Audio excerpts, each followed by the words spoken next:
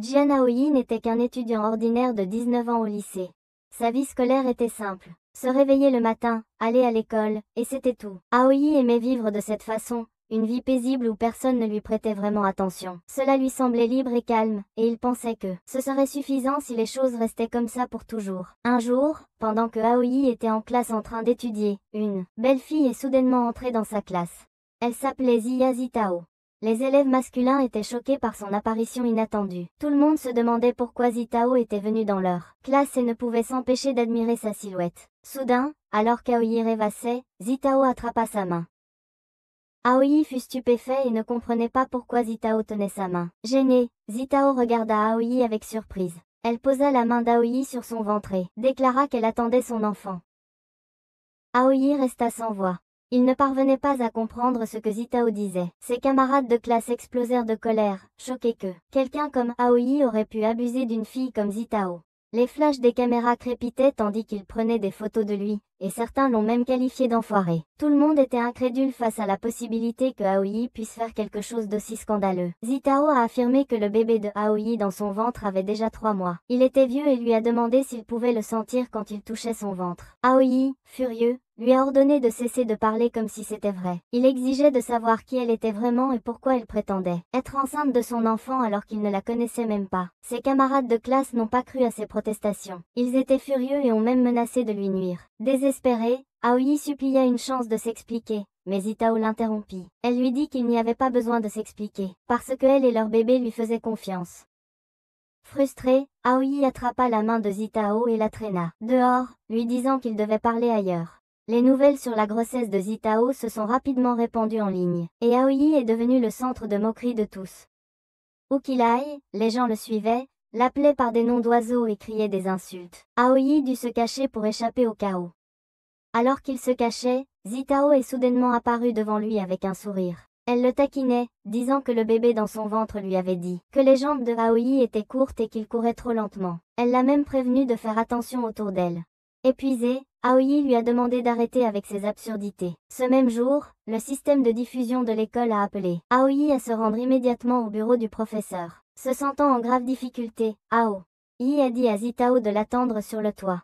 Alors qu'il courait vers le bureau, ses camarades de classe l'ont entouré, le poursuivant dans le couloir. Étrangement, Zitao regardait de loin et pensait. Aoyi avait l'air incroyablement cool pendant qu'il était poursuivi. Les étudiants continuaient leur poursuite, lançant des objets à son intention pour essayer de l'arrêter. Confus quant au fait qu'il ne lâchait pas prise, Aoyi aperçut les fournitures de nettoyage du concierge. Sans hésiter, Yi s'empara d'un balai et prit position. Les étudiants ont ri, se moquant de lui pour ne tenir que le manche du balai. Cependant, Aoyi lança le manche, renversant plusieurs étudiants d'un seul coup. Ils gémissaient de douleur, choqués par cette attaque inattendue. Aoyi a argumenté qu'il avait été obligé de le faire, puisqu'il ne le laissait pas tranquille. Soudain, quelqu'un l'a tiré dans les toilettes des filles. C'était Tang Xuan, la capitaine des sports, et ses amis. Ils l'ont battu sans pitié. Xuan a exigé que Aoyi explique la nouvelle qui était devenue virale en ligne. Aoyi a insisté sur le fait qu'il ne savait rien. Furieuse, Xuan l'a accusé d'être sans cœur et de ne pas comprendre sa douleur. Au lieu de répondre, les yeux de Aoyi se sont posés sur la poitrine de Xuan, et elle l'a frappé immédiatement. Agacé, Xuan lui a rappelé qu'il l'appelait par son nom quand ils étaient ensemble. Et maintenant il agissait comme s'il ne la connaissait pas. Ses amis se demandaient pourquoi Xuan ne leur avait jamais parlé de Aoyi avant. Ils étaient en colère contre Aoyi pour avoir fait pleurer Xuan et préparaient à nouveau à le frapper. Cependant, Xuan les arrêta, disant que c'était entre elle et Aoyi, et qu'il ne devait pas s'en mêler. Xuan se pencha vers Aoyi, sa voix devenant soudain douce et sucrée. Elle lui dit de révéler la vérité sur sa relation avec Zitao, sinon elle lui ferait quelque chose de bien pire. Aoyi était assis là, complètement dépassé, incertain de comment échapper au chaos qui l'entourait. Aoyi ne comprenait pas pourquoi Xuan faisait ça. Néanmoins, il insista en disant qu'il n'était vraiment pas proche de Zitao. En entendant cela, Xuan frappa à nouveau Aoyi. Lorsque la porte des toilettes s'ouvrit enfin, Xuan et son groupe sortirent avec Aoyi les suivant derrière eux. Dehors, les étudiants l'attendaient toujours. Juste au moment où Aoyi sortit, Lin Yuan, l'étudiant le plus intelligent de l'école, apparut soudainement, courut vers lui et le serra dans ses bras. Aoyi était perplexe, ne sachant pas ce qui allait se passer ensuite. Yuan dit à Aoyi de rentrer chez elle avec elle parce que Xiao Hong et Xiao Ming lui manquaient tellement. Aoi était complètement confus. Il n'avait aucune idée de qui étaient Xiao Hong et Xiao Ming. Sans avertissement, Yuan le frappa avec un livre, l'appelant traître, pour l'avoir trompé et même oublié leurs 2 enfants. Juste au moment où Yuan s'apprêtait à le frapper encore plus fort, Xuan intervint, attrapant la main de Yuan à temps. Xuan déclara qu'elle était la seule autorisée à faire ça à Aoi. Agacé, Yuan répliqua que depuis la formation de la Terre, Aoi était destinée à être à elle. Les étudiants autour d'eux commencèrent à prendre des photos de l'argument entre Yuan et Xuan. Pendant qu'ils étaient occupés à se disputer, Aoi vit une occasion et s'enfuit. Un des étudiants l'a rapidement remarqué en train de s'échapper, et a alerté les autres que Aoi s'enfuyait. Aoi accourut pour sauver sa vie, mais peu importe où il allait, des gens le poursuivaient. N'ayant d'autre choix, il s'est précipité vers l'escalier de secours et s'est dirigé vers la toiture. Zitao l'attendait déjà là-haut. En parallèle, les étudiants continuaient de le poursuivre, jusqu'à la toiture, suivis de près par Yuan et Xuan. Yuan s'est arrêté brusquement en voyant Zitao debout là. Quant à Xuan, elle a exigé qu'Aoi explique tout immédiatement. Sentant qu'il était dépassé, Aoi se retrouvait coincé par tous, surtout par ses 3 filles. Il ne comprenait même plus ce qui se passait. Désespéré, Aoi cria qu'il ne connaissait aucune des 3 filles. Il marcha jusqu'au bord du toit et menaça de sauter pour prouver son innocence. Cependant, la foule, déjà furieuse contre lui, se précipita pour l'attraper. N'ayant d'autre choix, Aoi se laissa tomber du bâtiment. Alors qu'il tombait dans les airs, Aoi pensa que le cauchemar prendrait enfin fin et que tout serait terminé. Mais à sa grande surprise, quelque chose d'étrange se produisit. Une force mystérieuse émergea du ciel. Tout autour de lui s'est figé et Aoi a réalisé que le temps lui-même s'était arrêté. Soudain, il a vu une belle fille apparaître devant lui. Elle l'a regardé et a dit qu'il semblait beaucoup trop calme en tombant. En fait, elle espérait qu'il ferait pipi dans son pantalon. La fille s'est présentée comme la déesse de l'amour et a immédiatement demandé à Aoi s'il avait déjà mangé un chocolat d'amour. Confus, Aoi a été perturbé par ces mots. Il s'est demandé si elle faisait référence à un gâteau qu'il avait mangé auparavant. Il se souvient avoir vu un morceau de gâteau sur le toit, peut-être laissé là par quelqu'un. Comme il aurait été dommage de le laisser, il a décidé de le manger. La déesse de l'amour a expliqué que le gâteau au chocolat qu'il avait mangé avait le pouvoir de faire tomber n'importe qui amoureux. Si Aoi l'avait partagé avec une fille, alors cette fille serait tombée amoureuse de lui. Aoi était horrifiée en réalisant qu'il l'avait partagé avec les filles. Et maintenant elles étaient toutes après lui. Il ne pouvait pas croire que quelque chose d'aussi ridicule lui arrivait. Encore incrédule, Aoi se demandait si la déesse de l'amour existait vraiment dans ce monde. Mais elle était là, juste devant lui alors qu'il tombait du toit. La déesse de l'amour s'est présentée comme Ma Tata, expliquant qu'elle était encore en formation. Tata a dit à Aoi qu'il n'avait pas besoin de la remercier, et a ajouté avec espièglerie qu'il devait profiter du bonheur d'être entouré de femmes.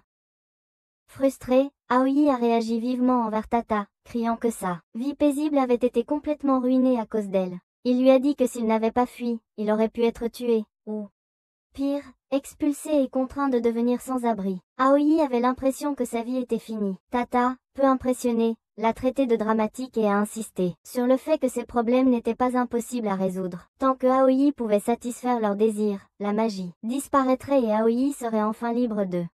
Selon Tata, c'était vraiment simple. Soudain, Tata a senti une odeur de nourriture et s'est distrait. Aoi, irritée, a dit qu'avec ça si facile, elle devrait le faire elle-même. Le temps qui avait été arrêté a repris. Les étudiants poursuivant Aoi étaient incrédules qu'il ait réellement sauté du bâtiment. Ils se sont précipités pour vérifier en dessous, mais il n'était nulle part à voir. Ils ont continué à chercher. Xuan était perplexe quant à l'endroit où Aoi aurait pu aller. Elle regarda autour d'elle, mais ne le trouva toujours pas. Et dans le processus, elle heurta Yuan. La tension entre Xuan et Yuan s'intensifia à nouveau alors que leur rivalité pour Aoi grandissait. Pendant ce temps, Aoi se cachait derrière un arbre, reprenant son souffle tout en cherchant Zitao.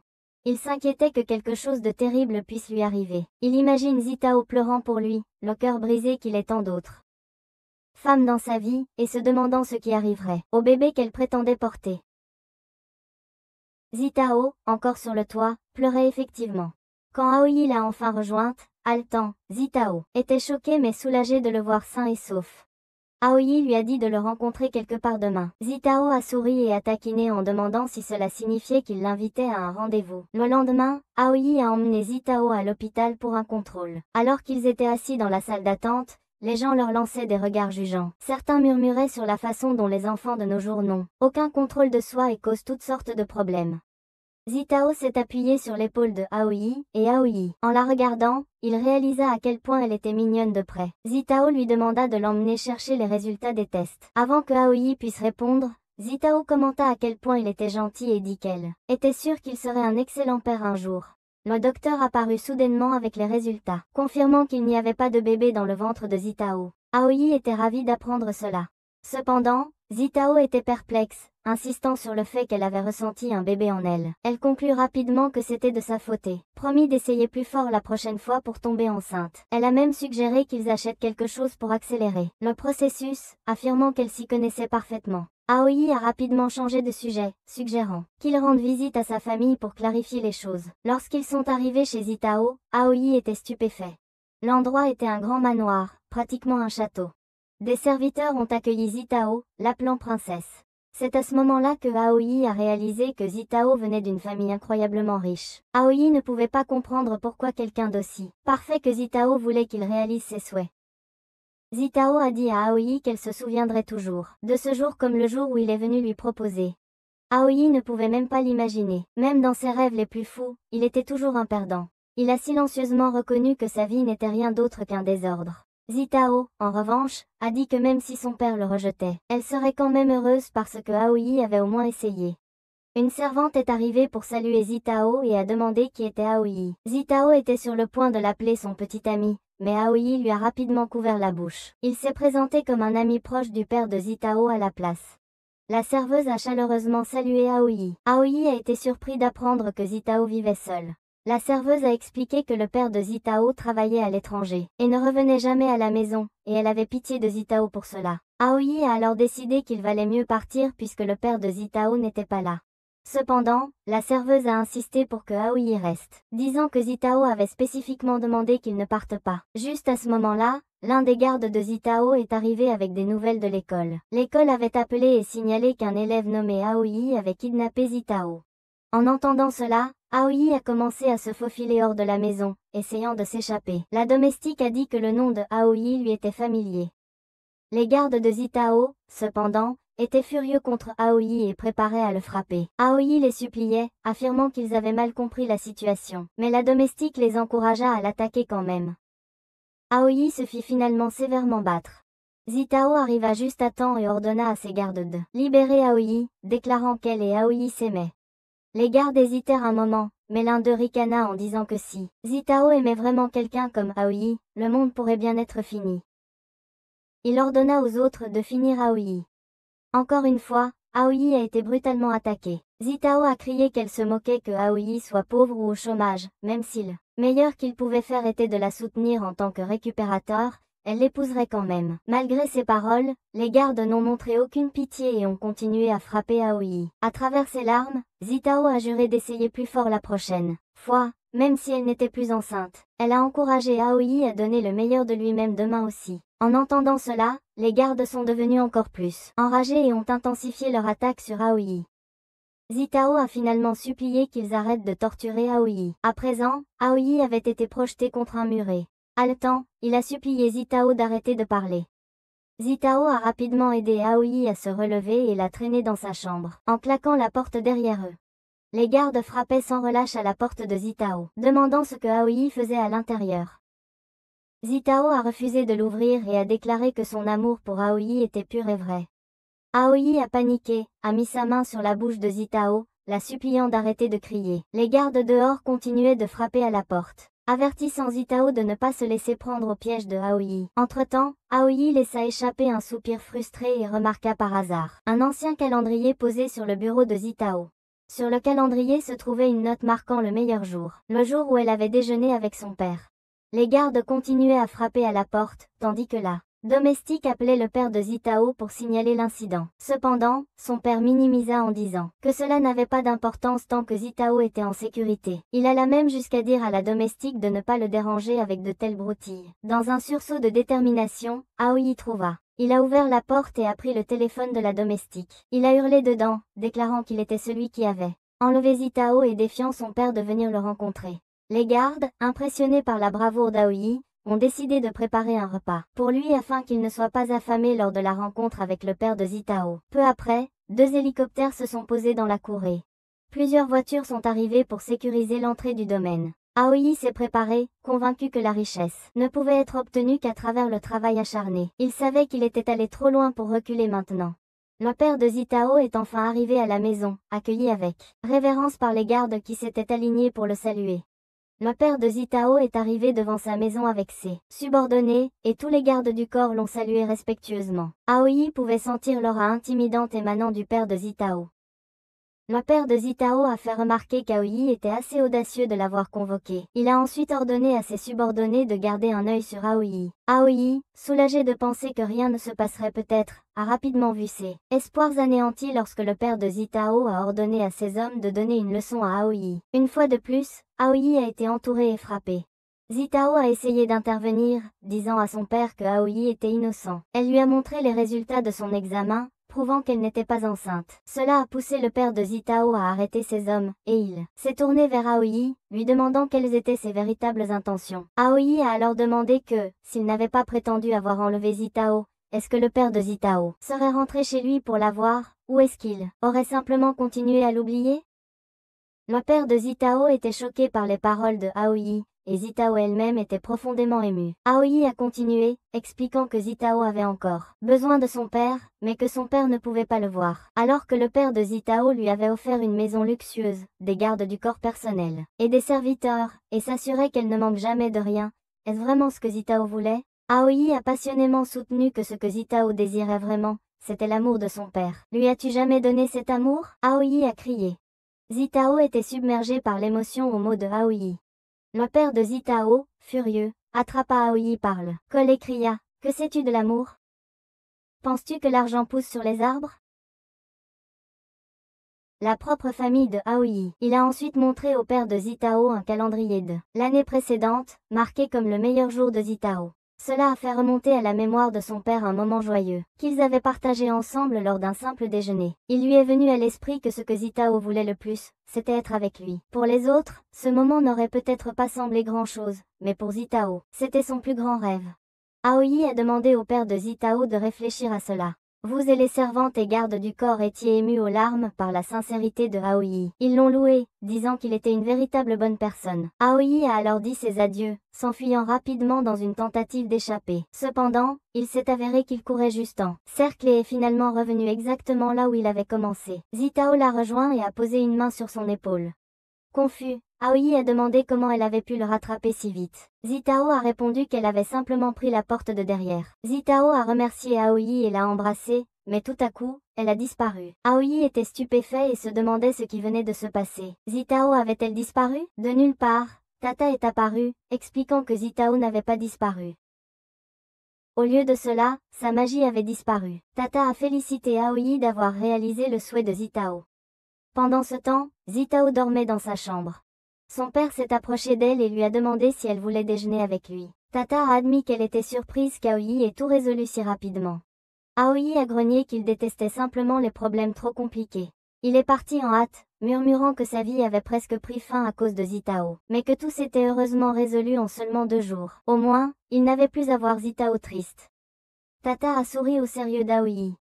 Le lendemain, en se rendant à l'école, Aoi trébucha et trouva un flyer qui le présentait comme le mari recherché de Yuan. Des flyers étaient éparpillés partout autour de l'école. Aoi était abasourdi et se demandait ce qui se passait maintenant. Il ne savait pas quand tous ses ennuis prendraient enfin fin et se comparait même à le roi légendaire d'un harem qui avait atteint le bonheur éternel. Si seulement cela pouvait être vrai pour lui. Essayant d'éviter l'attention, Aoi couvrit son visage et se faufila vers sa classe. Il en vint même à ramper jusqu'à son siège. Pendant ce temps, une fille était vue en train de chercher Aoi, découvrant finalement dans quelle classe il se trouvait. Aoi est finalement arrivé à son bureau mais a soudainement senti un parfum familier. Il a levé les yeux pour voir Zitao se tenant devant lui, demandant s'il voulait sortir avec elle. Aoi était choquée et a demandé comment Zitao pouvait se souvenir de lui. Elle a souri et a répondu « Comment pourrais-je jamais t'oublier ?» Elle a ensuite remercié Aoi pour tout ce qu'il avait fait pour elle. Paniquée, Aoi a appelé Tata, qui est immédiatement apparue, figeant le temps. Aoi a exigé de savoir ce qui se passait. en soulignant que Tata elle-même avait dit que Zitao, la magie avait disparu une fois que son vœu avait été exaucé. Tata admit avec gêne qu'elle avait oublié de lui dire quelque chose parce qu'il était parti trop rapidement la veille. Lorsque la magie de l'amour s'est terminée, les souvenirs enchantés ont également disparu, mais les souvenirs normaux sont restés intacts. Tout ce qui s'est passé pendant ces 2 jours ne serait pas oublié par Zitao. Ce qui signifie que quels que soient les sentiments que Zitao avait pour Aoi, il venait de son cœur seul. Avant que Aoi ne puisse se plaindre à Tata de tous les problèmes. Tata disparut soudainement et le temps reprit son cours normal. Juste au moment où Zitao était sur le point de demander pourquoi Aoi avait mentionné Tata. Aoi a rapidement écarté la chose, disant que ce n'était rien d'important. Zitao a conclu que Aoi avait accepté de sortir avec elle. Tout à coup, quelqu'un est apparu et a lancé un couteau qui a frôlé Aoi. La fille s'appelait Aoyang Xili. Elle a appelé Aoi chérie et a demandé pourquoi il ne l'avait pas invitée à son rendez-vous. Xili a ensuite interrogé Aoi sur sa relation avec Zitao. Terrifiée, Aoi a balbutié que c'était un malentendu. Cependant, Xili a déclaré qu'elle allait clarifier le malentendu elle-même. Sans avertir, elle a embrassé Aoi avec force sur les lèvres, choquant leurs camarades de classe, qui ont crié à quel point ils étaient audacieux tous les deux. Xili a alors demandé avec arrogance à Zitao si elle comprenait maintenant que Aoi lui appartenait. Aoi, rendu impuissant par Xili, a désespérément demandé de l'aide. Juste à ce moment-là, la mère de Xili est apparue et a frappé Xili au visage avec un sac, l'ordonnant d'arrêter ce qu'elle faisait. Xili, encore en train de se remettre, a demandé ce que sa mère faisait là. Sa mère était stupéfaite que Xili ait voyagé jusqu'en Amérique juste pour voir Aoi.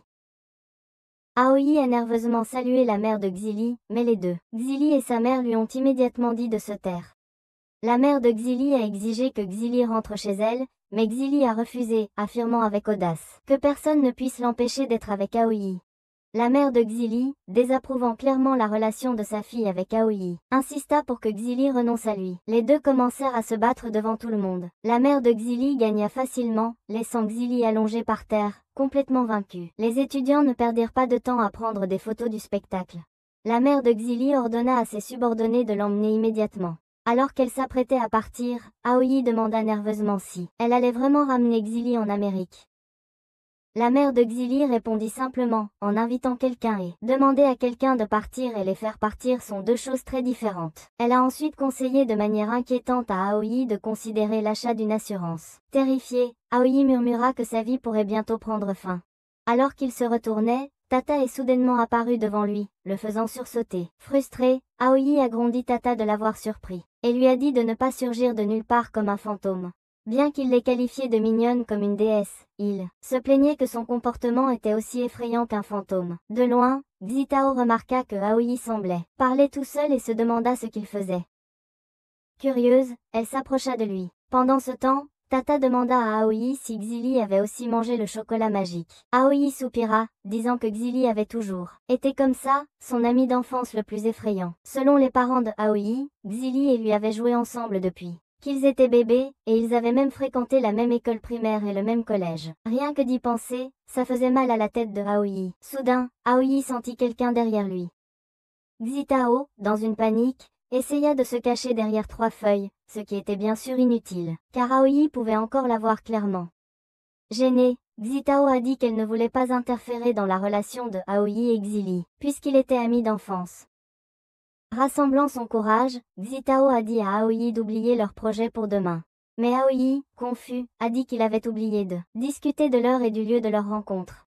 S'excusant, il a admis qu'il n'était pas doué pour choisir des endroits, et a demandé à Zitao de lui faire savoir si elle avait un endroit en tête. En entendant cela, Zitao a souri et s'est éloigné. Tatao, regardant tout se dérouler, a commenté que Aoi semblait commencer à aimer Zitao après tout ce qu'ils avaient traversé.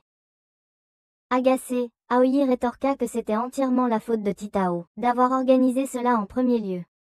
Il avertit Tatao d'arrêter de le suivre et s'en alla en trombe. Aoi se dirigea vers le toit de l'école, essayant de s'éclaircir l'esprit. Mais dans les escaliers, il tomba sur Swan. Sans un mot, Swan le frappa et lui ordonna de la suivre immédiatement. Aoi croisa Swan dans les escaliers et Swan le frappa immédiatement. Elle déclara froidement que leur relation était terminée. Aoi, imperturbable, répondit qu'il se fichait qu'ils aient rompu et ajouta que, avec une attitude aussi dure, personne n'aimerait jamais Swan. Furieux, Swan est parti en trombe, laissant Aoi stressée et frustrée. Tatao est apparu peu après, demandant ce qui s'était passé à Aoi pendant le court temps où elle avait été absente. Aoi a expliqué qu'il venait d'être giflé et largué par Swan. Même si les sentiments de Swan étaient faux, être largué comme ça lui avait quand même fait du mal. Aoi a alors demandé à Tatao pourquoi Swan avait décidé de rompre. Était-ce parce que le problème n'avait pas été résolu? Tatao a souri et dit que Aoi ne comprenait visiblement pas les femmes. Elle a expliqué que lorsque la plupart des femmes demandent une rupture, c'est généralement un signe d'alerte. Tatao a ensuite disparu avant que Aoi puisse répondre, laissant lui s'inquiéter que quelque chose de terrible puisse arriver à Swan. Il se demandait même si elle ne jouait pas pour elle-même. Plus tard dans l'après-midi, Aoi a vu Swan punir un groupe de garçons en les faisant faire des pompes. Ils avaient l'air complètement épuisés, luttant pour compléter les centaines de pompes que Swan exigeait. Elle les a réprimandés, disant qu'ils méritaient cette punition pour avoir perdu un pari contre les filles. L'un des garçons a supplié de lui pardonner, promettant qu'il ne la sous-estimerait plus jamais. Au lieu de lui pardonner, Swan lui a pulvérisé de l'eau. Tatao et Aoi ont regardé toute la scène de loin. Tatao a fait remarquer que Swan était vraiment oppressive, réussissant à rester complètement imperturbable malgré sa rupture récente. Voyant à quel point la situation était mauvaise, Aoi a décidé qu'il devait intervenir et sauver les pauvres garçons. Tatao s'est moqué de lui, lui faisant remarquer qu'il pouvait à peine se sauver lui-même. Aoi s'est approché de Swan, essayant de la raisonner. Il lui a dit que ce n'était qu'un pari et qu'il n'était pas nécessaire de les pousser si fort. Swan a scoffé, se moquant de Aoi pour oser affronter sa mère après ce qui s'est passé entre eux. Les garçons ont encouragé Aoi, l'appelant leur sauveur, mais Swan les a rapidement fait taire en les aspergeant d'eau à nouveau.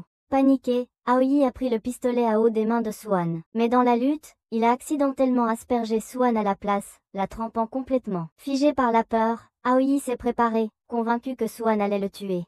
Mais au lieu de cela, Swan l'a regardé et a dit qu'il était trop gentil et aimait tout le monde trop. Elle a finalement compris pourquoi Aoi ne pouvait pas rester fidèle. Avec cela, Swan s'est retourné et est parti. Les garçons, maintenant libérés de la punition de Swan, célébraient l'arrivée de Aoi. Ils n'arrivaient pas à croire qu'il ait eu le courage de lui tenir tête, considérant à quel point elle était terrifiante. Pendant ce temps, Swan se dirigeait vers la salle de bain pour se nettoyer. Alors qu'elle se lavait, elle ne pouvait s'empêcher de penser à Aoi, murmurant à elle-même qu'il était un déchet qui ne méritait pas son amour. Déterminée à passer à autre chose, elle se disait que tout était fini et que demain serait un nouveau départ. Le lendemain, Aoi a dormi trop longtemps et s'est réveillée en trouvant Xili allongée sur son lit. Choqué, il lui a demandé ce qu'elle faisait dans sa chambre. Xili, imperturbable, l'appela chérie et lui dit de se lever déjà. Elle lui demanda pourquoi il était si pressé alors que c'était dimanche. Puis, elle demanda en plaisantant si Aoi avait un rendez-vous. Aoi répondit qu'il prévoyait d'acheter des livres et de finir ses devoirs. En entendant cela, Xili quitta la pièce et verrouilla la porte derrière elle. Paniqué, Aoi cria qu'il ne voulait pas être coincé dans sa chambre le jour de son premier rendez-vous. Mais Xili lui dit calmement de se détendre et de rester à la maison. Dans le salon, Xili tomba sur les parents de Aoi. Ils demandèrent où était Aoi et Xili leur dit qu'il voulait rester à la maison et étudier. Elle a également prétendu qu'Aoi lui avait demandé d'acheter des livres pour lui. Pour s'assurer que son plan fonctionnerait, elle leur a demandé de ne pas déverrouiller la porte d'Aoi. La mère d'Aoi, manifestement soupçonneuse, s'est tournée vers son mari et a dit que leur fils était séduit et a demandé pourquoi il ne le conseillait pas. Le père d'Aoi l'a écarté en disant que ce n'était pas une si mauvaise chose qu'une fille s'occupe de lui. Agacée, la mère d'Aoi l'a comparé à Yoon et l'a grondé pour être si néglige. Pour changer de sujet, le père d'Aoi a commenté à quel point le thé était bon. En attendant, Aoi frappait à sa porte de chambre, filmé pour que quelqu'un le laisse sortir. Mais personne n'a répondu. Il escalada désespérément par la fenêtre et essaya de se faufiler le long du rebord du bâtiment. En passant devant la fenêtre du voisin, le jeune enfant à l'intérieur se mit à pleurer et accusa Aoi d'être un pervers qui se faufilait. Aoi, exaspéré, cria en retour qu'il n'était pas un pervers. Il avait juste besoin d'emprunter leur porte pour s'échapper. Pendant ce temps, Zitao attendait toujours Aoi à l'endroit où ils avaient convenu de se retrouver. Elle avait attendu un bon moment et commença soudain à s'inquiéter. Surtout qu'elle ne pouvait pas s'empêcher de penser à l'instant où Chili avait embrassé Aoi en classe la veille. Elle se rappela comment Chili avait déclaré que Aoi lui appartenait, et le fait que Aoi et Chili étaient amis d'enfance n'a fait qu'aggraver les choses. Zitao a commencé à croire que leur rencontre n'aurait plus lieu. Soudain, Aoi est venue en courant vers elle, s'excusant d'être en retard à cause de tout ce qui s'était passé chez lui. Zitao a souri et a dit que ce n'était pas grave, ajoutant qu'elle venait d'arriver aussi. Elle a ensuite invité Aoi à prendre un thé avec elle. Aoi ne s'attendait pas à ce que Zitao l'invite pour quelque chose d'aussi simple qu'un thé. Il avait secrètement espéré qu'elle l'appelle pour lui avouer ses sentiments. Zitao, en revanche, se sentait nerveuse et incertaine sur le fait de dire quelque chose. Elle était complètement troublée, ne sachant pas quoi dire, parce que c'était sa première fois qu'elle sortait avec un garçon. Son cœur battait si fort qu'elle craignait que Aoi ne le remarque. Soudain, Aoi posa sa main sur le front de Zitao pour vérifier si elle était malade car son visage était devenu rouge. Sans s'en rendre compte, leur visage était si proche qu'ils se retrouvaient à se regarder droit dans les yeux. Surpris, ils se reculèrent rapidement. Aoi s'excusa et Zitao, rougissant encore plus, dit qu'elle allait bien. Tous deux détournèrent le regard maladroitement, essayant de cacher à quel point ils étaient embarrassés. Tout à coup, Aoi se souvint qu'il y avait un festival d'anime et de manga se déroulait ce jour-là. Il demanda à Zitao avec excitation si elle voulait y jeter un coup d'œil avec lui. En entendant cela, Zitao sourit largement et accepta. En parallèle, Chili retourna dans la chambre de Aoi, apportant les livres qu'elle lui avait promis. Mais lorsqu'elle y arriva, elle trouva la pièce vide. Pensant que Aoi jouait à cache-cache avec elle, Chili marmonna qu'il ne gagnerait pas. Au festival, il y avait des centaines de visiteurs, rassemblés pour prendre des photos de 3 cosplayers. Ils discutaient d'une manière qui semblait se moquer de Swang. On dirait qu'ils ne l'aimaient pas beaucoup. Alors que Zitao et Aoi passaient, de nombreux visiteurs se sont retournés pour fixer Zitao, captivés par sa beauté. Zitao voulait vraiment tenir la main de Aoi, mais elle n'arrivait pas à se décider à le faire. Aoi souhaitait aussi que Zitao prenne sa main, et pendant un moment, il a pensé à prendre l'initiative lui-même. Mais la foule était trop écrasante, et le moment ne semblait jamais tout à fait juste. Tout à coup, un groupe de personnes est arrivé en courant, criant le nom de Swang. La foule était si frénétique qu'ils ont heurté Zitao, qui a failli tomber. Heureusement, Aoi l'a rapidement rattrapée avant qu'elle ne touche le sol. Aoi était choquée de voir toutes ces personnes affluer pour prendre des photos de Swan, la même Swan qu'il avait larguée juste la veille. Au festival, Swan avait l'air incroyablement douce et charmante, complètement différente de la version forte et arrogante qu'elle était à l'école. Quand Swan se retourna et remarqua Aoi là, elle figea de choc. Elle ne s'attendait pas à le voir au festival. Au festival Animan Manga, Swan était en cosplay quand elle aperçut soudain Aoi arriver à l'événement. Elle voulait le poursuivre, mais la grande foule de visiteurs prenant des photos d'elle rendait difficile de s'échapper. Finalement, Swan parvint à s'approcher de Aoi et demanda immédiatement pourquoi il était venu au festival. C'était juste pour se moquer d'elle? Soudain, Zitao appela Aoi, disant que les visiteurs du festival étaient vraiment effrayants. Ils prenaient sans cesse des photos, ce qui rendait Zitao anxieux. Tout à coup, Swan remarqua certains de ses camarades de club de sport au festival, alors elle attrapa rapidement Aoi et Zitao pour les emmener ailleurs. Au milieu de la situation, Swan n'eut d'autre choix que d'afficher un doux sourire aux visiteurs qui appelaient son nom. La foule faillit s'évanouir tellement elle était mignonne. En parallèle, Chili venait d'arriver à l'entrée du festival. Elle portait une épée et les visiteurs étaient impressionnés, pensant qu'elle était une cosplayeuse tant elle avait l'air cool. Cependant, Chili n'était pas là pour s'amuser. Elle était venue chercher Aoi, sachant qu'il ne pouvait pas lui échapper. Swan a entraîné Aoi et Zitao dans une pièce pour éviter d'être vue par les membres de son club sportif. Aoi a taquiné Swan en disant qu'il ne s'attendait pas à ce qu'elle apprécie le cosplay, et que cela lui allait bien. Swan s'est fâché, rétorquant que Aoi se moquait toujours d'elle. Aoi a nié, disant qu'il ne se moquait pas d'elle, il la complimentait. Swan a ensuite couvert la bouche de Aoi et a grogné qu'elle ne se cacherait pas comme ça s'il n'était pas là. Aoi a demandé pourquoi elle avait besoin de se cacher puisqu'elle était mignonne. En entendant cela, Zitao a commencé à penser que peut-être Aoi avait un faible pour les costumes de chat. Swan a ensuite admis qu'elle n'aimait en fait pas faire ça.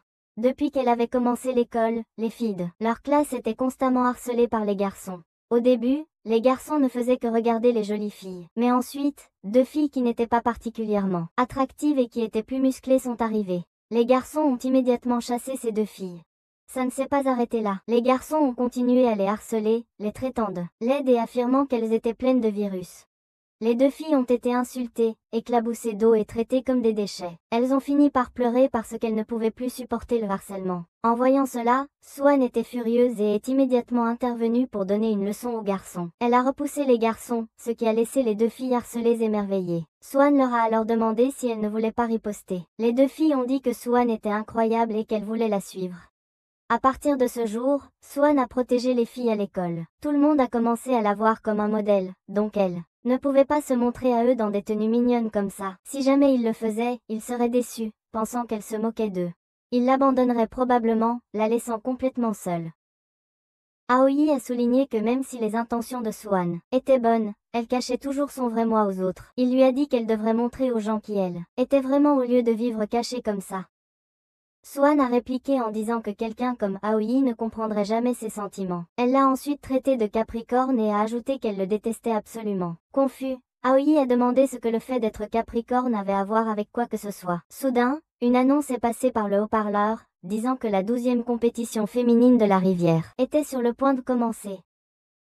Zitao leur a rapidement rappelé que la compétition de cosplay semblait commencer bientôt. Cependant, Swan a dit que c'était inutile parce que la compétition nécessitait l'entrée de 3 participants. Si elle n'était pas 3, elle ne pouvait pas concourir. D'où le fait qu'elle venait toujours seule pour défendre son titre. Mais maintenant, elle n'avait plus le droit de participer. Zitao semblait comprendre la situation et a alors eu une idée.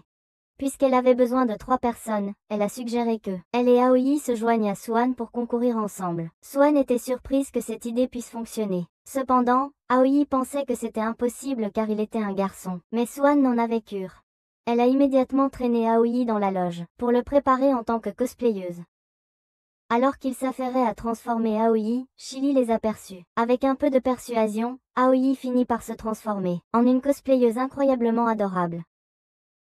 Swan a commenté que Aoi était si beau qu'elle en était jalouse.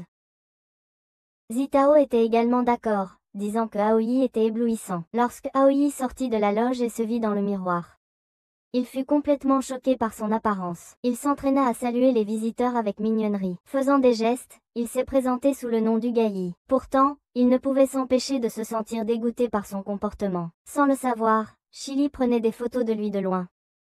Agacée par le mensonge d'Aoi, elle ne pouvait s'empêcher d'admirer son travestissement. Elle trouvait ça tellement mignon qu'elle en avait presque envie de le manger tout cru. Chili décida qu'elle avait un nouveau plan pour s'amuser avec Aoi. Soudain, Swan éclata en sanglots après avoir découvert que la tenue qu'elle comptait porter pour la compétition avait été déchirée. Zitao se demandait qui aurait pu faire une chose aussi cruelle à l'égard de Swan.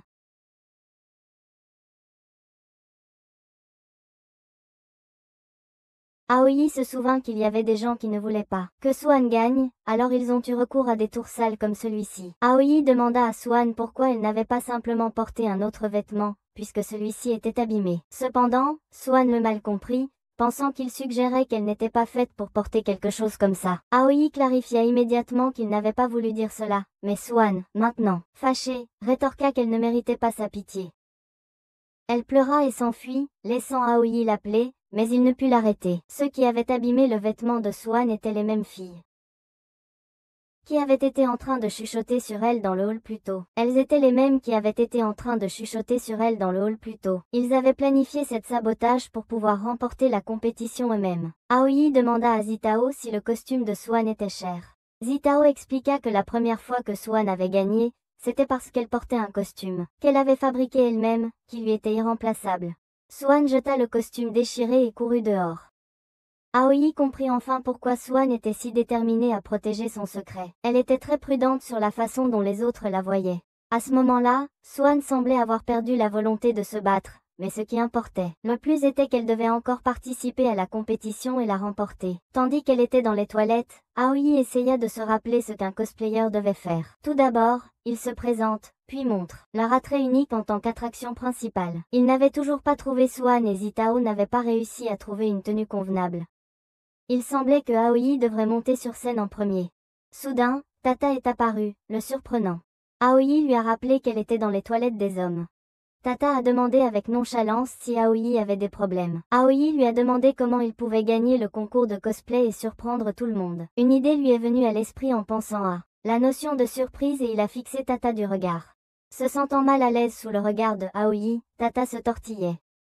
Le concours de cosplay Anan pour femmes a enfin commencé et Aoi, qui se présentait maintenant comme Yai, devait passer en premier. Il se sentait un peu nerveux car la foule était immense. Certaines filles se moquaient du nom ridicule qu'il avait choisi, demandant si son déguisement stupide visait la première place. Elles se moquaient de lui, tournant en dérision ses efforts. Déterminé, Aoi se rassura en se disant qu'il pouvait le faire. Alors qu'il montait sur scène, il se sentait incroyablement nerveux sous les regards de l'audience et le flash constant des caméras. Il a essayé de les saluer, mais dans sa nervosité, il a trébuché et est tombé. La foule a éclaté de rire, l'appelant inutile et pathétique. Aoi est resté figé un instant, mais puis a soudainement fait le plus mignon des visages qu'il pouvait, a souri tendrement et leur a demandé d'arrêter de crier après lui. Toute la foule était stupéfaite. Ils ont immédiatement commencé à le louer, s'exclamant à quel point il était adorable. En un instant, ils sont tous tombés sous le charme de Aoi. Les filles qui s'étaient moquées de lui plus tôt ont réalisé que la compétition ne consistait pas seulement à marquer des points. La popularité était ce qui comptait vraiment. Aoi avait réussi à conquérir le public. Il s'était promis que la prochaine fois, il ferait même mieux et laissait le reste à Swan et Zitao. Il n'allait pas abandonner. Pendant ce temps, Tata cherchait Swan. Mais elle avait du mal car tout le monde à l'événement se ressemblait tellement. Zitao continuait de courir frénétiquement, essayant de trouver où Swan était allé. Aoi implorait l'animateur de lui donner plus de temps pour attendre ses deux amis. Il continuait à demander juste un peu plus de temps, mais l'animateur refusait, disant que 3 groupes avaient déjà performé, et il ne pouvait pas continuer à retarder le groupe de Aoi. Si cela continuait, le groupe de Aoi serait disqualifié de la compétition. L'animateur a exhorté Aoi à résoudre rapidement les problèmes de son groupe. Il a ensuite annoncé que le prochain groupe à se produire était celui de Aoi. Aoi est monté sur scène et est resté figé un moment. Ce qui a poussé l'animateur à demander pourquoi il restait là sans bouger. La foule a commencé à scander le nom de Swan encore et encore. D'en haut, Swan pouvait voir Aoi. Rassemblant son courage, Aoi a finalement pris la parole pour calmer tout le monde. Puis il a commencé à chanter dans son style le plus mignon. Le public a adoré, mais il continuait à crier pour Swan, en exigeant qu'elle apparaisse sur scène. Entendre la foule crier pour Swan fit arrêter Aoi de chanter. Derrière le rideau, les 3 cosplayers qui avaient saboté la tenue de Swan regardaient Aoi se produire. Ils étaient confiants que le public s'ennuierait rapidement. Des performances d'Aoi, allant jusqu'à l'appeler un numéro de clown. Le public continuait à crier pour que Swan apparaisse, et Aoi suppliait qu'il l'écoute. Il expliqua qu'il était venu au festival avec un ami, et dit qu'il pensait que Swan était celle qui souffrait le plus. Pour éviter de blesser les sentiments de quiconque, Swan essayait toujours de cacher son vrai moi.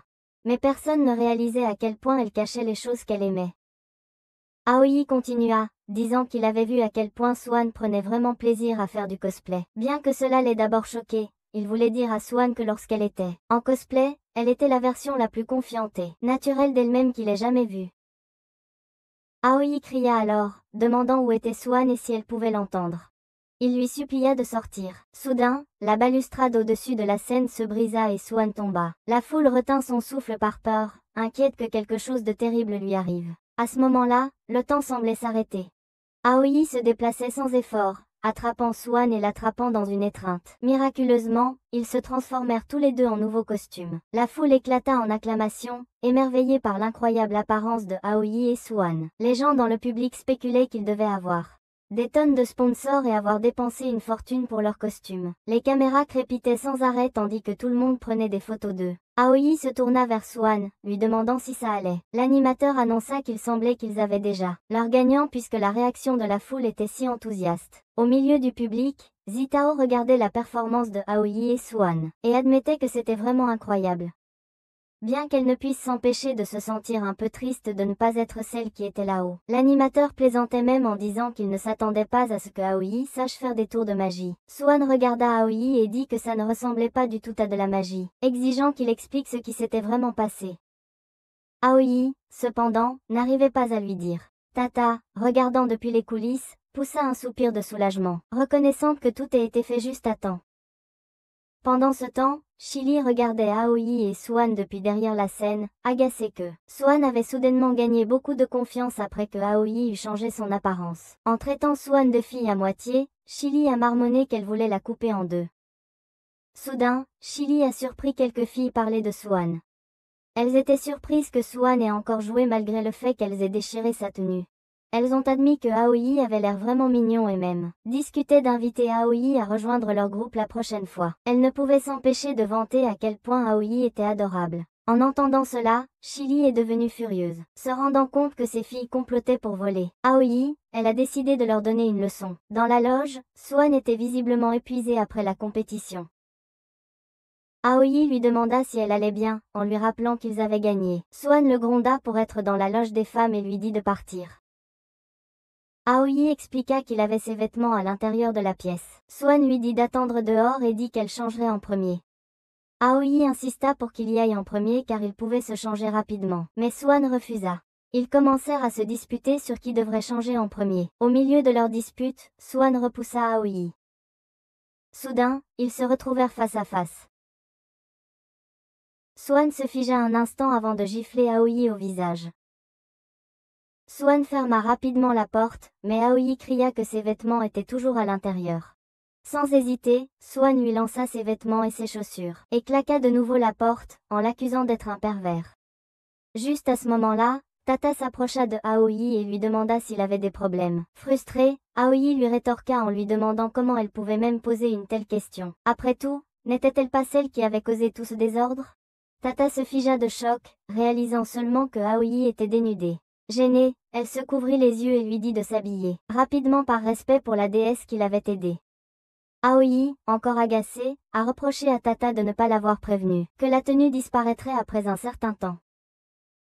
S'excusant, Tata a admis qu'elle n'était pas très douée en magie et faisait souvent des erreurs quand elle était nerveuse. Elle a avoué qu'elle avait le rang le plus bas parmi tous ses pairs. Aoi s'est adoucie et a rassuré Tata en lui disant que ce n'était pas de sa faute. Il a admis que si elle ne s'était pas manifestée au bon moment, il n'aurait pas pu sauver Swan. Aoi a ensuite remercié Tata, reconnaissant que c'était grâce à elle qu'il avait toujours été surveillé. Tata se surprit à s'émerveiller sur la bizarrerie des humains. Zitao s'approcha ensuite de Aoi pour l'inviter à rentrer chez lui. Aoi réalisa soudain qu'il l'avait complètement oublié. Il demanda si Swan les rejoindrait en chemin, mais Swan lui dit d'y aller sans elle.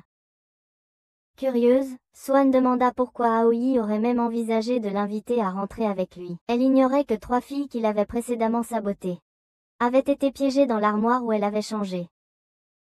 Apparemment, c'était Chili qui les y avait enfermées. En attendant, Aoi n'a accompagné Zitao que jusqu'à la station parce qu'il avait quelque chose d'autre à faire.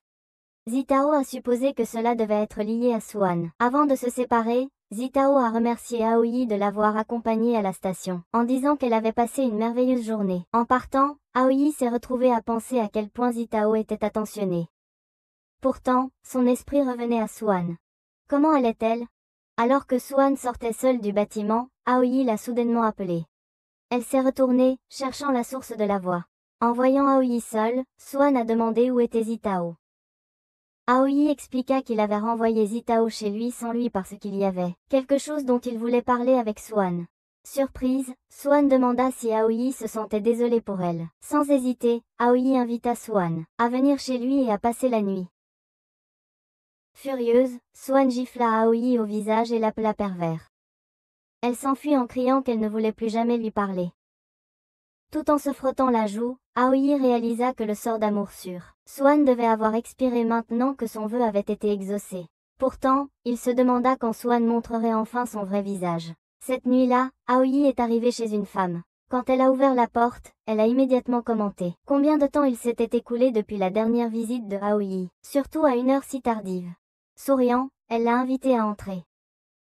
Cette nuit-là, Aoi est allée chez son professeur, Juran. Ran a ouvert la porte et a commenté combien de temps il s'était écoulé depuis la dernière visite de Aoi chez elle, surtout en considérant qu'il était déjà tard dans la nuit. Elle a invité Aoi à entrer et il a demandé si elle restait aussi éveillée tard. Aoi a été surpris en voyant la tenue dévoilée de Ran, et lui a demandé s'il ne pourrait pas porter quelque chose de plus modeste. Ryan lui a répondu en demandant exactement ce qui préoccupait Aoi, surtout étant donné qu'ils étaient seuls dans la maison. Il est devenu clair pour Aoi que Ran n'avait pas changé du tout. La maison de Ran était un vrai désordre, rempli de déchets de nourriture et de boissons. Aoi ne pouvait pas croire combien de temps s'était écoulé depuis que Ran avait nettoyé pour la dernière fois. Il a été soudainement choqué en voyant une mariée allongée sur une chaise. Il s'est dit que c'était sans doute pour cette raison que Ran était toujours célibataire. Sa vie était si chaotique.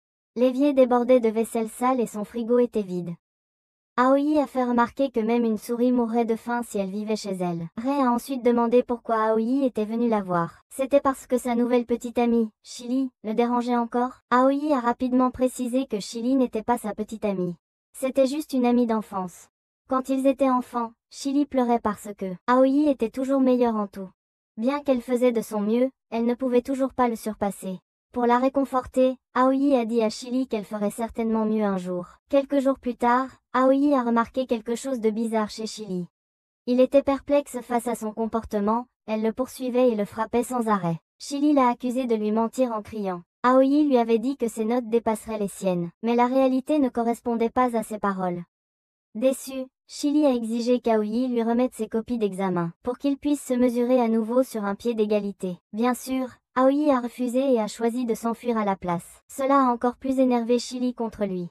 Au collège, les notes d'Aoi sont restées plus haut que celui de Chili, ce qui l'agaçait au plus haut point. Elle a recommencé à le frapper et l'a même menacé de ne pas l'énerver davantage. Depuis lors, Aoi a décidé de laisser intentionnellement Chili gagner. Chili était ravi de ses victoires, et tous les deux ont réussi à passer au collège sans autre problème.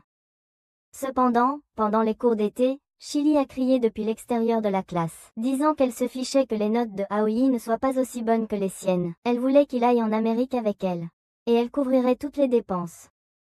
Aoi a ouvert la fenêtre de la classe et a dit à Chili de s'arrêter car il n'avait aucune intention d'y aller avec elle. Les autres étudiants se rassemblèrent, curieux de la commotion. Chili proposa soudain un pari. Si ses notes étaient meilleures que celles de Aoi au prochain examen, il devrait aller en Amérique avec elle et y aller à l'école. Lors de l'examen suivant, Aoi obtint le meilleur score. Ses camarades de classe furent surpris par son amélioration soudaine. Chili l'affronta et lui demanda s'il la détestait ou s'il ne voulait vraiment pas aller en Amérique avec elle. Aoi lui assura que ce n'était pas ça et lui demanda de ne pas mal comprendre. Chili a commencé à pleurer et s'est éloigné. Aoi ne pouvait s'empêcher de se demander si la vie de Chili était plus difficile qu'il ne le réalisait. Aoi a alors demandé s'il en avait marre de toujours laisser Chili gagner. Aoi a répondu que lors du prochain examen, il essaierait encore plus fort, et s'il y avait quoi que ce soit qu'il ne comprenait pas, il appellerait Ran à l'aide. Ran était choquée, disant que cela faisait longtemps qu'elle n'avait pas vu Aoi aussi sérieux. Elle lui a proposé un verre, mais elle a accepté. Cette même nuit, Zitao a voulu envoyer un message à Aoi mais ne pouvait pas décider quoi écrire. Soudain, Aoi lui a envoyé un message en premier. Zitao était touchée par la perplexité de Aoi, bien qu'elle soit heureuse que Aoi ait aidé Swan. Elle souhaitait secrètement pouvoir garder Aoi pour elle toute seule. Pendant ce temps, un renivre commençait à se rapprocher de Aoi. Il lui a dit d'arrêter de se comporter de manière sauvage car ce n'était pas du tout drôle. Il a expliqué qu'il était venu à cause d'un ami. En entendant le mot ami, Ran a commencé à se demander si Aoi avait quelqu'un d'autre en tête. Elle a mentionné que Aoi était assez attirante, et parce qu'il était gentil et amical, ce ne serait pas surprenant s'il avait des copines. Aoi lui a demandé d'arrêter de dire des absurdités, surtout qu'il se considérait comme un solitaire. Ran s'est finalement endormi à cause de l'alcool. Le lendemain matin, quand Aoi allait partir, Ran l'a appelé bruyamment, en l'appelant chérie. Tout le monde autour a commencé à chuchoter, disant que Aoi était un jeune homme sans vergogne, pensant qu'il sortait avec une femme plus âgée. Aoi, frustré, est parti en courant pour éviter d'être encore plus humilié. Ce jour-là, Swan menait une séance d'entraînement avec les membres de son club sportif. Son style de leadership s'était adouci par rapport avant. Deux étudiants masculins ont remarqué ce changement, commentant que Swan avait l'air intimidante et sévère pendant l'entraînement juste la semaine précédente. Soudain, Swan s'est approché d'eux, notant à quel point il semblait énergique. Sans avertir, elle les a punis en leur assignant un poids extrêmement lourd à soulever. Tout le monde a acclamé les deux étudiants masculins alors que Swan les encourageait, disant que puisqu'ils s'entraînaient avec les filles, ils devaient donner le bon exemple. Les garçons murmuraient que l'idée d'encouragement de Swan ressemblait davantage à de la torture. Swan les a entendus, a souri en coin et a taquiné l'un d'eux avant de lui tapoter le dos et de leur dire de donner le meilleur d'eux-mêmes. Aoi est ensuite arrivé, à la recherche de Swan. Sans hésitation, Swan traîna Aoi dehors. Aoi demanda pourquoi elle l'emmenait. Swan répondit qu'ils s'étaient déjà séparés, et ce serait gênant si d'autres les voyaient ensemble. Elle suggéra qu'ils parlent ailleurs. Tout à coup, Aoi annonça qu'il voulait défier l'ensemble du club à un pari. Il expliqua qu'il se battrait contre n'importe qui dans le club, et le perdant devrait exaucer la demande du gagnant sans poser de questions. Aoi exposa ensuite les règles. S'il le surpassait lors des prochains examens de mi-session, il gagnerait. Les amis de Swan étaient confus quant à la raison pour laquelle Aoi les entraînait là-dedans. Aoi continua, ajoutant que s'il n'obtenait pas le meilleur score de l'école, il gagnerait aussi. Il taquina Swan, demandant si ces règles n'étaient pas déjà en sa faveur. L'étudiant pensait que Aoi était fou, qualifiant cela de suicide académique, surtout, puisque Lin Yuan était classé premier de l'école. Aoi demanda qui parmi eux se lèverait pour protéger Swan. Swan était perplexe face à la logique de Aoi. Il était clair qu'il allait perdre, surtout depuis qu'un de ses subordonnés, Seo Eshu, était dans le top 10 des classements de l'école. Les amis de Swan l'ont poussé à relever le défi, promettant de la soutenir. Swan a accepté à contre-cœur. Aoi est parti, disant qu'il reviendrait dans une semaine. À partir de ce moment-là, Aoi s'est concentré entièrement sur ses études. Plus tard, Aoi étudiait à la bibliothèque, et Zitao s'y trouvait aussi. Elle a entendu des étudiants parler de Aoi, disant qu'il avait parié avec Swan. Ils ont mentionné que si Aoi n'obtenait pas le meilleur score, il risquait même d'être expulsé. C'est pourquoi il était si déterminé à étudier. Swan observait Aoi derrière une étagère, encore incertain de ce qui se passait dans sa tête. Ce soir-là, une pluie torrentielle s'abattit soudainement, bien que le temps ait été ensoleillé plus tôt. Aoi, toujours en train d'étudier, décida d'aller se coucher, tôt pour se préparer aux examens du lendemain. Alors qu'il fermait sa fenêtre, il remarqua Xili debout dehors sous la pluie. Sans hésiter, il prit un parapluie et descendit pour la rencontrer. En voyant Aoi, Xili courut vers lui et l'étreignit fort. Elle avoua qu'on l'avait encore insulté et demanda s'il était en déception malgré ses efforts pour changer. Aoi a compris comment Xili se sentait. Il lui a assuré qu'elle n'était pas une déception et l'a prise dans ses bras, lui disant de cesser de s'en faire avec des pensées négatives.